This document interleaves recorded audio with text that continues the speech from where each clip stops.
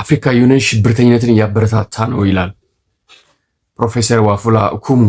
ሶማሌላንድን እስራኤል ሪኮግናይዝ ማድረጓን ተከትሎ አፍሪካ ይህንን ቀድማ ሪኮግናይዝ ማድረግ ሲገባት ሞቃዲሾ ጋር ቆማለች በሚል ትችት ነው። እና በዚህ በተተራመሰ አካባቢ ላይ ጠንካራ የሆነ ኢንስቲትዩሽን እየገነቡ ያሉ ሽብርተኝነት የለ ምን የለ በአፍሪካ ውስጥ ታይቶ በማይታወቅ መልኩ የተቃዋሚ ፓርቲ ተወዳድሮ አሸንፎ በሰላማዊ መንገድ ፓወር ትራንስፈር የሚደረግበት አገር ሶማሊላንድ ነው። አፍሪካ ውስጥ በጣም ሬር ነው እንደዚህ አይነት ኬዝ።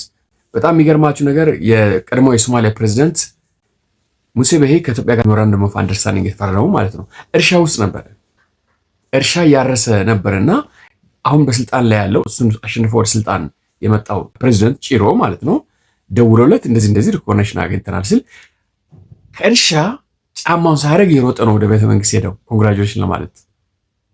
አያችሁ ምን አይነት ሀገር እነዚህ ሰዎች የገነቡ እንደሆነ። የቀድሞ ፕሬዚደንት ተሸንፎ በሰላማዊ መንገድ አሳልፈው ይሰጥልህና እርሻ ያረሰ እርሻ ላይ ነው ያለው። እንደዚህ አይነት ሲስተም የገነባን አገር ምንድን ነው አፍሪካ ህብረት ያለው ነገር ሄደ በአልሸባብና በአሸባሪ በሚመራ ልትተዳደር ይገባል ነው እያለ ያለው። ምን አይነት ድንጋይ እንደተሰበሰበ እዛ ኢንስቲትዩሽን ላይ እኔ አይገባኝም።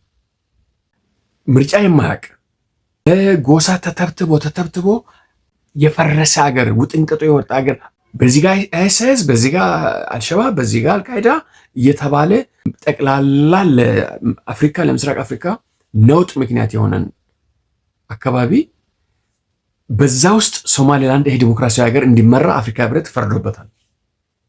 የዛሬውን አድርገውና ዮዌሪ ሙሴቪኒ ኢዲ አሚን ስልጣን ላይ እያለ የተናገረው ነገር አለ። በዛን ጊዜ ኤዩ አይባልም ኦኤዩ ነበር የሚባለው። ኦርጋናይዜሽን ኦፍ አፍሪካን ዩኒየን ኢዝ ኤ ትሬድ ዩኒየን ኦፍ ዲክቴተርስ እንደዚህ ነበር ያለው። የኦኤዩ ዋና ዓላማ ዲክቴተሮችን ዲፌንድ የማድረግ እንጂ ህዝብን ዲፌንድ የሚያደርግ አይደለም። ኢዲ አሚን ዳያን የመሰለ አካል ስንዋጋ ኦኤዩ እኛን ነው አታክ ያደረገን ያለው ዲክቴተሩን ደግፎ ማለት ነው። የአፍሪካ ህብረት ስትራቴጂክ የሆነ ሀሳብ ምንድነው? ዲክቴተርሺፕን ማቆየት ነው በዚህ ዓለም ላይ። አፍሪካ ህብረት እኮ የኦማር ቦንጎን ከስልጣን ላይ ሲወርድ የተቃወመ ኃይል ነው። እነ ፖል ቢያን መናገር እስኪያቅተው ድረስ በዘጠና ምናምን ዓመቱ እንደዚህ ቀርፋፋ ሆኖ ሀገሪቱን ሲመራ የሚደግፍ ድርጅት ነው። ይሄኛው ፕሮፌሰር ምን ይላል መሰላችሁ? አሁን ያለው የአፍሪካን ዩኒየን ቼርማን መሐመድ አሊ ዩሱፍ በኢትዮጵያና በሶማሊያ ጉዳይ በተለይ መናገር አይችልም ነው የሚለው። ምክንያቱም ኮንፍሊክት ኦፍ ኢንተረስት አለው። ጅቡቲ የ80% ዓመታዊ ገቢ የምታገኘው ከኢትዮጵያ ነው። 1.5 እስከ 2 ቢሊዮን ዶላር በአመት ኢትዮጵያ ናት የምትከፍለው። ይህንን ይዘህ ይሄኛው ሰውዬ ሶማሌላንድ ላይ ቢጮህ ልትገረሙ አይገባም ነው የሚለው። ጅቡቲያዊ ሆኖ ለሶማሌላንድና ለኢትዮጵያ በአሁኑ ሰዓት ይቆማል ተብሎ አይታሰብም። ስለዚህ ኮንፍሊክት ኦፍ ኢንተረስት አለ።